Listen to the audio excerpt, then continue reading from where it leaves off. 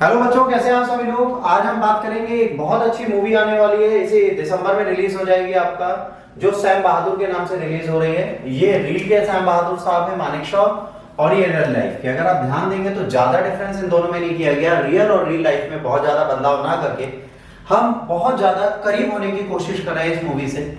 ये मूवी अगर मेरे से कोई पूछे आईएएस एस्पिरेंट की तरह आपको देखने जाना चाहिए नहीं जाना चाहिए, तो मैं सजेस्ट करूंगा जरूर जाएं।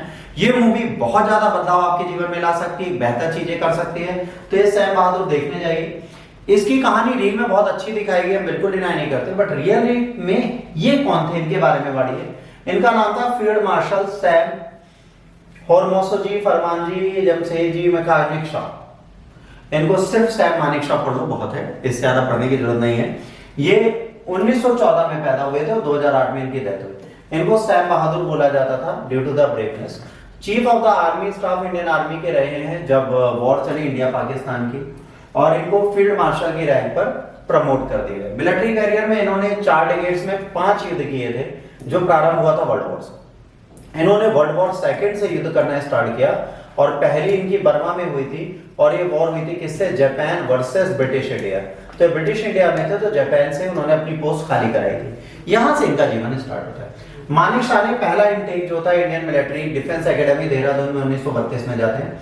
ये छोटे बच्चे होते हैं इस टाइप पे, पहली बार हमारे यहाँ नेशनल डिफेंस के लिए एकेडमी आती है। इसमें ब्रिटिशर्स ने पहली बार कुछ अधिकारियों को ट्रेन किया, और उनको ट्रेन करके यहाँ पर लाए, और इन्हें कमीशन किया फोर्स बटालियन में 12th फ्रंटियर फोर्स रेजिमेंट। ये 12th फ्रंटियर फोर्स रेजिमेंट 1947 के बाद पाकिस्तान में चली गई, तो इन्हें गोरखा रेजिमेंट मिला। वर्ल्ड वॉर सेकंड में इनको अवार्ड मिला मिलिट्री कॉर्प्स का। मिलिट्री क्रॉस जो होता है, ग्लैंट्री अवार्ड होता है, ये इनको मिला। और जैसे ही देश आजाद हुआ, इनको कहां पर डाल दिया गया, 8 गोरखा राइफल में। तो एक बहुत अच्छे पर्सनैलिटी के व्यक्ति थे। बर्मा में 1942 के कैंपेन में, ठीक है, ये जाते हैं और पगोडा हिल को ये कैप्चर करते हैं। अच्छा, कैप्चर करते हैं तो वहां पर लाइट मशीन गन से इनके ऊपर गोलियां लग जाती हैं, तो इनके पेट में, छाती पे गोलियां लग जाती हैं, और ये बहुत ब्रेव होते हैं। तो वहां पे मेजर जनरल होते हैं डेविड कोवेन, ये इन्हें देखते हैं, तो ये इनको क्या कहते हैं, कहते हैं कि भाई ये तो बहुत बहादुर इंसान है, तो इसको क्रॉस देते हैं। एक जो मिलिट्री क्रॉस रिबन होता है, ये वो अपना उतार के देते हैं, और ये उस टाइम पे ब्रिटेन का सबसे बड़ा ब्रेवरी अवार्ड था।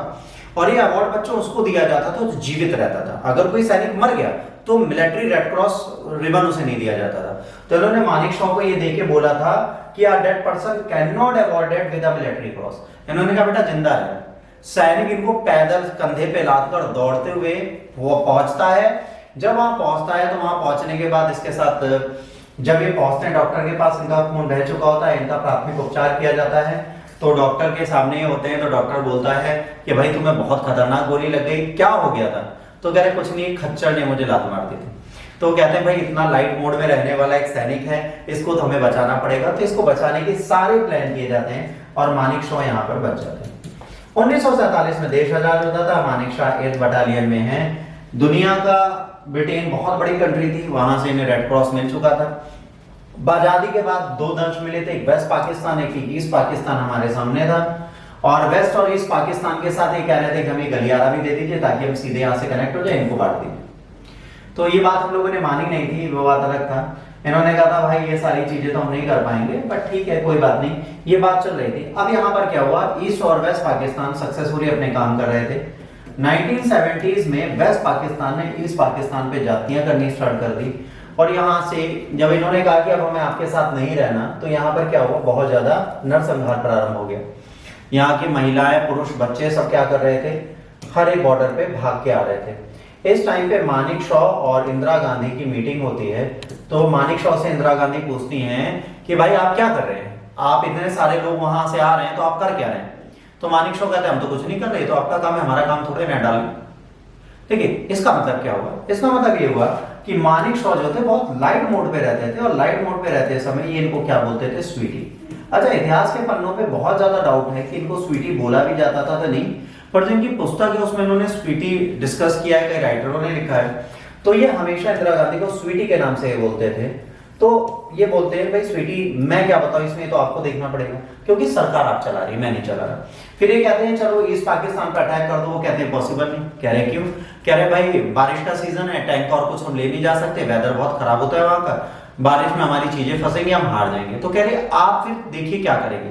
तो इन्होंने इनसे कहा कि आप पूरा डिसीजन अपने आप लीजिए। एक बहुत अच्छा डायलॉग है सैम बहादुर मूवी में।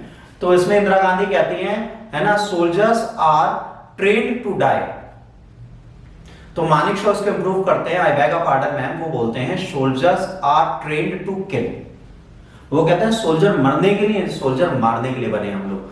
तो उनकी जो आइडियोलॉजी थी बहुत अच्छी थी। जब वो सेना में पहुंचते थे तो कोई जाता नहीं था, वो फ्रंट पे खड़े होते थे। मतलब सोचिए, आर्मी के हेड होते हुए भी वो दिल्ली में नहीं बैठ रहे थे, वो युद्ध की स्थिति में, युद्ध में जाके खड़े होने वाले सैनिक थे। तो इन्हें बहुत फेमस माना जाता है। ईस्ट वेस्ट पाकिस्तान की लड़ाई होती है, मुक्ति वाहिनी सेना ये बनाते हैं, और ये मुक्ति वाहिनी सेना जो बांग्लादेश की होती है, इसको कहते हैं कि ये स्वतंत्रता के लिए लड़ेगी, हम इसे ट्रेंड करेंगे। ये इसको ट्रेंड करते हैं, वो बात अलग है। बाद में ये जो आपका वेस्ट पाकिस्तान होता है, हमारे एयरबेस पे अटैक कर देता है। जब हमारे एयरबेस पे अटैक करता है तो हम डायरेक्ट फ्रंट अपना खोल देते हैं।